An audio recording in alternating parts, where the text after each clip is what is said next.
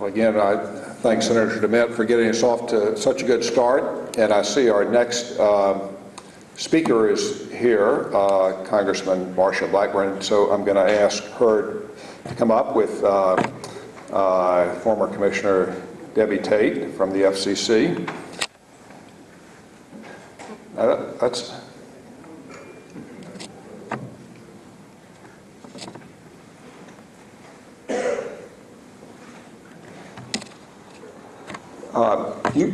will you come on up and we'll just all sit here together?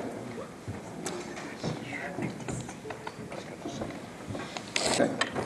Okay, well, we are going to move right into our next keynote speaker, and I'm delighted that my colleague, Deborah Taylor, is here to introduce Congressman Blackburn. So I'm not going to do, this is not going to be a long introduction of the introducer, and I'm not going to introduce Congressman Blackburn. But I want to point out, I didn't say this earlier, for all of the speakers, we've got the nice brochure there that hopefully you picked up on the way in, and we've got the more extensive bios, and you can find out where everyone went to school and all of that type of stuff. But I do want to just say about Debbie Tate that all of you know she had a distinguished term as an FCC commissioner, did a lot of good things while she was there. But now in her post-FCC life, she's a distinguished adjunct senior fellow at the Free State Foundation and contributes to our work, and we're proud and pleased about that. And I'll just mention two other things quickly. She's a ITU World Telecommunications Information Society laureate, which is an honor. And then she also has been hanging out with Gina Davis and these other Hollywood types to promote really a very good cause, the Healthy Media Commission. So without any further ado, Debbie's going to introduce Representative Blackburn. Thanks, Randy, and thank you for all you did while I was at the FCC to keep me on the straight and narrow. Unless you all are concerned about the Healthy Media Commission being about regulation, it's not. It's all about getting the industry to come forward with some really positive, a blueprint for positive and healthy media, especially as it relates to girls and women. I was really, really excited, one, that I was able to be here today and to introduce Congressman Marsha Blackburn. I live about this far from her district, so I'm really sad not to be able to say that she's my congressman, because she, as you all know, is just incredible, whether it is regarding data security or privacy issues that are near and dear to me. And again, not about regulation, but as you all know, I'm all about kids and their privacy rights. She has been going around the country, as you all may know, having roundtable discussions from New York to DC to Silicon Valley. Conservative, market-oriented, principled, staunch, tenacious, and outspoken leader on tech and telecom issues. Many of you all know that she led the fight when I was there with Rob and me trying to stop net neutrality when it started, and has continued to do that for what seems like an interminable period of time, and is still opposing net neutrality. I'm sure she'll talk about that. Something that you all may not really realize is what a champion she is for our local economy and the songwriters and the musicians, and actually founded the Congressional Songwriters Caucus. And so she's not just a thinker or a sit and reader, although I think she was the only one who read the entire Obama health care bill from cover to cover. But she is really a doer. And just to know that, you could ask the 101st Airborne Division, because she frequently flies over to Iraq to support our troops over there. And that's precisely why we're so glad that she's here, because she is a supporter of our freedom and the rule of law. And I'm just so proud to introduce Marsha Blackburn. Thank you. I appreciate that, Debbie, and I appreciate appreciate the opportunity to be with all of you and to make just a few remarks and take some questions. And Randy, I want to say congratulations to you and Free State Foundation, 5 years. I think that's something to be appreciated. And we certainly appreciate that they're there. Reaching out to Capitol Hill and supporting free market principles, it's important to do. And I've been asked to talk a little bit about the regulatory environment in Washington and then to weigh in on why we apply and must continue to apply some conservative deregulatory principles to the technology arena. And we have seen such an explosion of regulation with this administration. As we were working on some hearings this week, we realized that in the past 6 months, just this year, the federal government has completed an astounding, get this, 1,827 rulemaking proceedings. Unprecedented. Absolutely unprecedented. Every new rule, mandate, regulatory edict, whether good or bad, is one more obstacle for our small business owners, entrepreneurs, for the job creators that are out there. Every time government moves forward with a rule, we are posing 4 questions in our oversight at Energy and Commerce Committee. What's it going to cost? Is it going to create or destroy jobs? Will this cost business money to implement? Is this rule a regulatory tank designed to kill an ant-sized problem? So that is the approach that we are taking. We as conservatives know that government's default position is to regulate now and then think about it later. We have seen that happen time and again. And we also know that this administration truly believes that they know what is best for us, but we know that what they're sending out to the marketplace is not only costly, but it is dangerously arrogant, and the manner in which they are approaching this. The total cost of regulations has increased to $1.75 trillion a year. That's nearly twice what the IRS collects in taxes, nearly twice. Cost per employee for firms with fewer than 20 employees, per employee cost is now set at $10,500 per employee. And it's dangerous because the future success of our free market economy has an inverse relationship to the size of government. History teaches us, and you can look at any economy on the face of the earth, history teaches us the bigger the government, the smaller the private sector. And that holds especially true and is of special concern for our dynamic and competitive tech industry. We all care about the future of this innovative industry, so before we drive a regulatory tank into a thriving American industry, I think that we all need to take a deep breath. Most people don't realize that the FCC's reach extends to 1/6 of our economy. You know, we hear that stat a lot about healthcare. Well, it's 1/6 of our economy. We need to be careful what we do. Technology is 1/6 of our economy also. So therefore, we should be careful.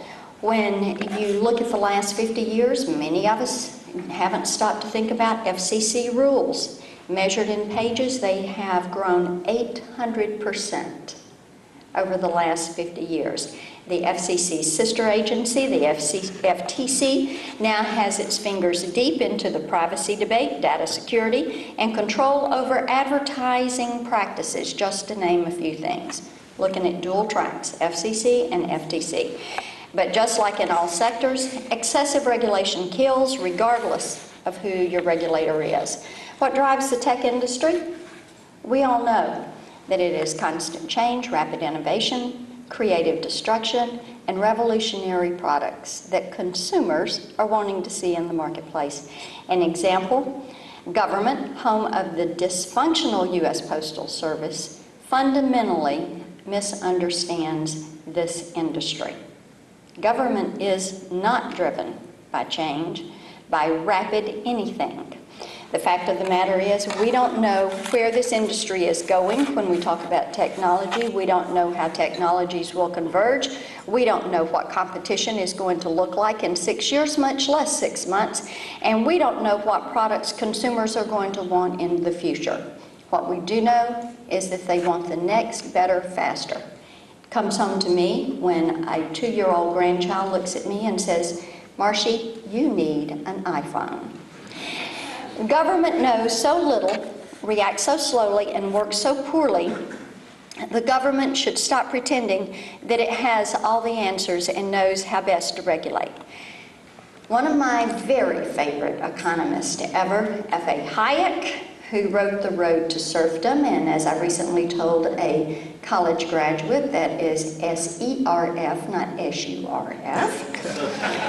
But Hayek wrote The Road to Serfdom, and he once said, and listen to this quote. Listen to this quote. I think it's great. "The curious task of economics is to demonstrate to men how little they really know about what they imagine they can design." End quote. The law of unintended consequences. Thinking through to the end. And I think that we would all agree that Obama's bureaucrats argue that their rules are going to help protect, preserve, and sustain the technology sector, but nothing could be further than the truth. They probably are not thinking all the way through to the end of the problem, nor are they looking at the unintended consequences.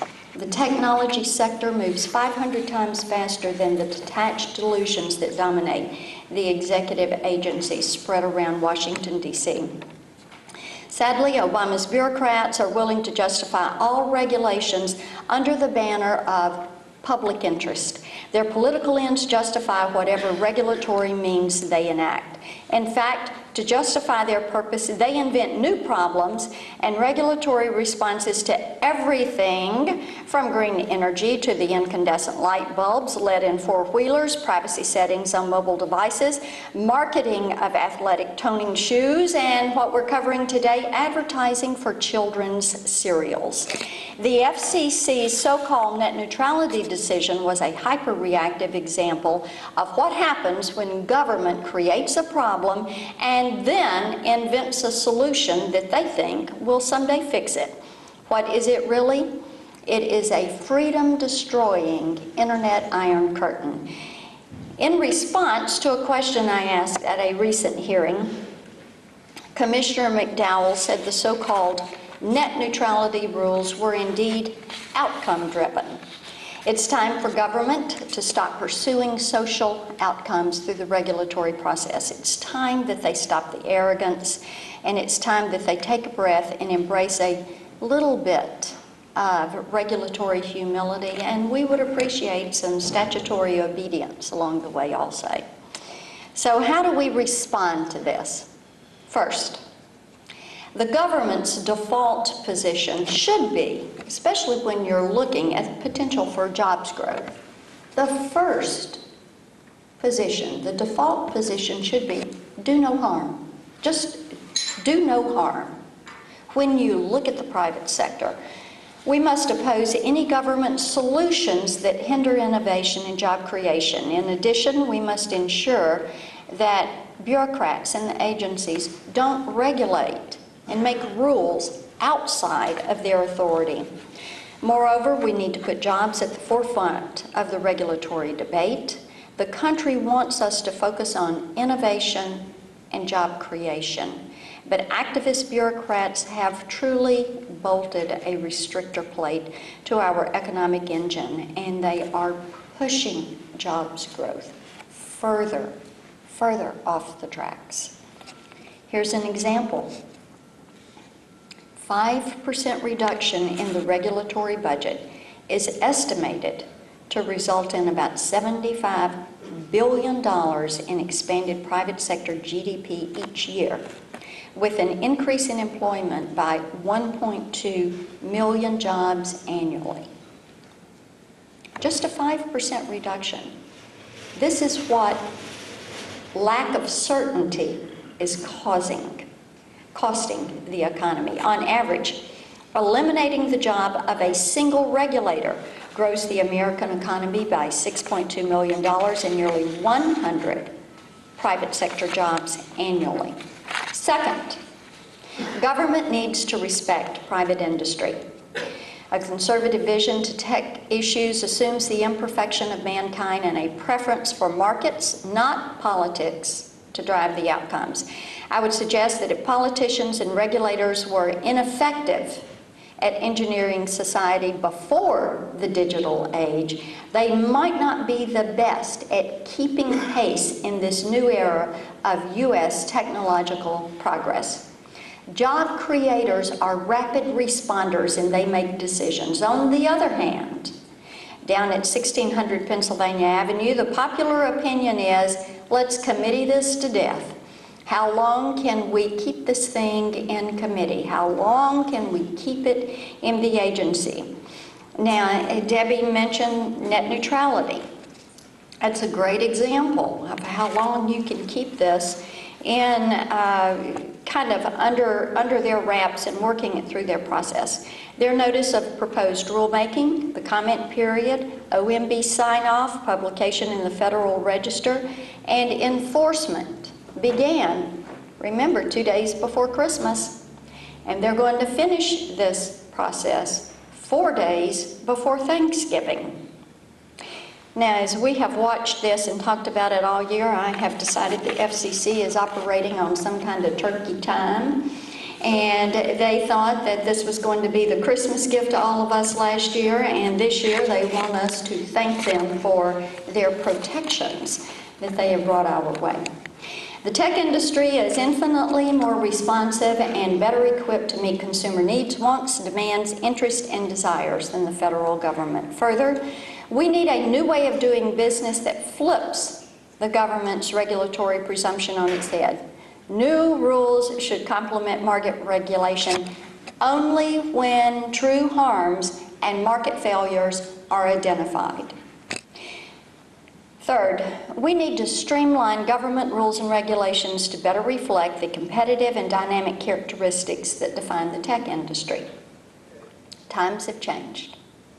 This is not a 1950s economy. It is not an industrial economy. That means Congress must take the lead in getting the regulatory agencies away from duplicative regulation. Congress must insist on the repeal of outdated and unnecessary rules. We've got to pick up the pace to address legacy regulations and examine the ways to make the FCC more relevant to today's competitive realities, leveling the playing field for everyone so that they can operate and compete all under the same set of rules. Government should neither pick winners and losers on the front end, nor practice selective and excessive enforcement on the back end. Thankfully, the Free State Foundation has led the conservative battle cry for deregulation. In the end, you don't change your playbook when you're winning in the fourth quarter. America's playbook for economic prosperity is very straightforward. Let the American people and American workers and American job creators do what they do best. Get government out of the way and allow them to create, to innovate, to dream big dreams of what the next best thing is going to be. Let's embrace what has always made America great. Our ability to define and solve problems in the marketplace, to revolutionize industries, and to meet the needs of consumers. Those should be the principles that govern any new legislation. We're fighting for those principles in Congress, and we are delighted that Free State Foundation is there to help us in that fight. Thank you for allowing me to be with you today, and Randy, I'll be more than happy to take any questions. Thank you.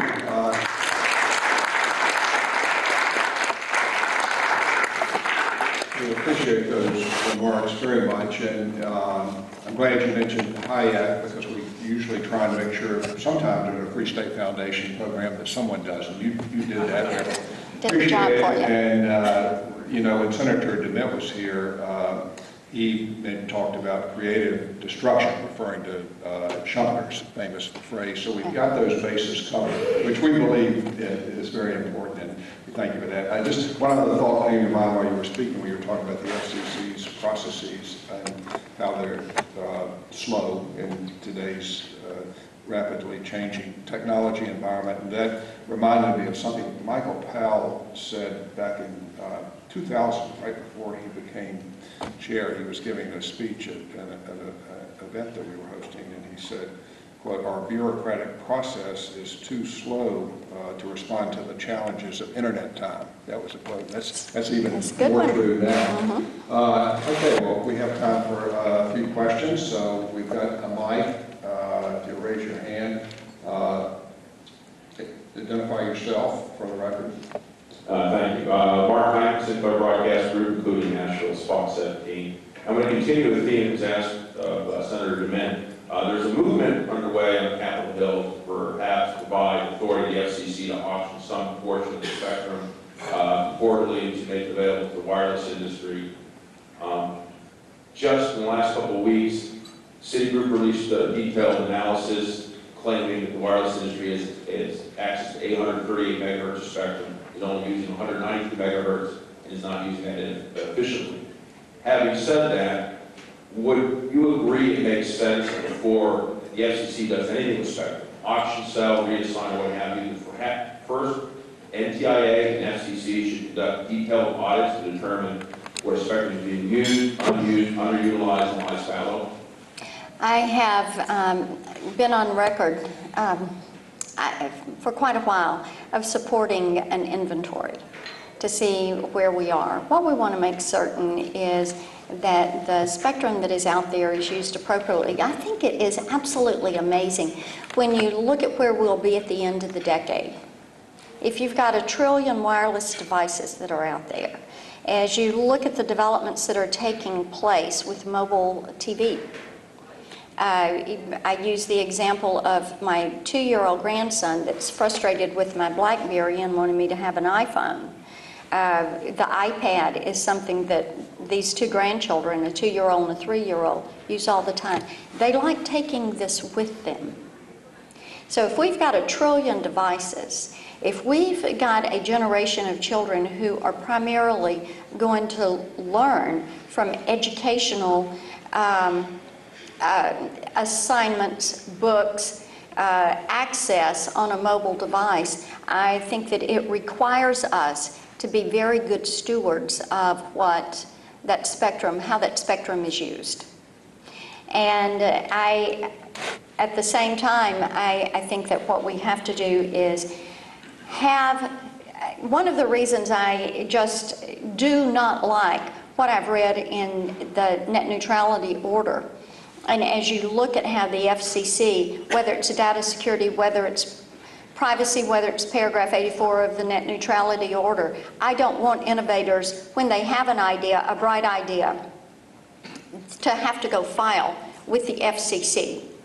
I think it's counterproductive. It is counterintuitive to a way an innovator works, because more often than not, we're going to want to take that access to what we view, what we see with us, and spectrum is going to be a very valuable commodity, and we need to be a very good steward of this. Okay. Do we have another question? Okay, it's Adam Bender. You know, I said earlier he was such a crackerjack reporter that I guess he gets unlimited questions here. Adam, go ahead. Thanks. Talking about spectrum, what's the status of the spectrum talks in the committee, which I believe were bipartisan? And I guess, when do you expect the committee will get to a markup of legislation? That would be a great question for Chairman Walden. And I'm certain that after he and Chairman Upton talk, he probably will be able to tell you how telecom and the Internet's going to move forward with that. Thank you. Yeah, I think we've got time for one more question on our schedule, if we have one. Anyone else have a question? Going once, Okay, well, if not, please join me once again. Thank you so Thank much. you, Congressman Blackburn. Good to be with you. Thank you.